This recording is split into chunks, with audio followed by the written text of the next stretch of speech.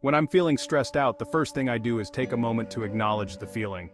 After that, I stop and take a series of deep breaths, giving myself time for my heart rate to slow down and for me to categorize my thoughts. Before I lash out at anyone or run screaming from my situation, I try to collect my thoughts and list both the negative things that I'm currently facing and the positive steps I've either already done or can do shortly to reduce my burdens.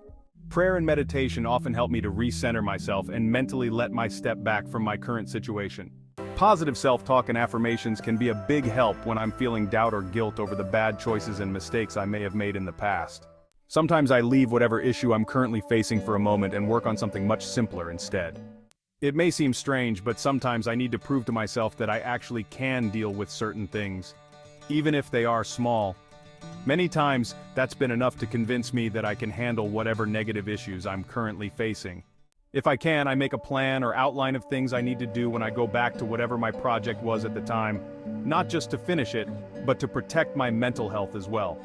If that includes scheduling breaks, time for journaling, snacking, talking to a loved one, or even just cuddling with a stuffed toy, then that becomes part of the checklist. Even when I return to my regularly scheduled task, I do so with the knowledge that I both can handle whatever it is that I'm going through, and that it's okay to pause or even bow out if necessary.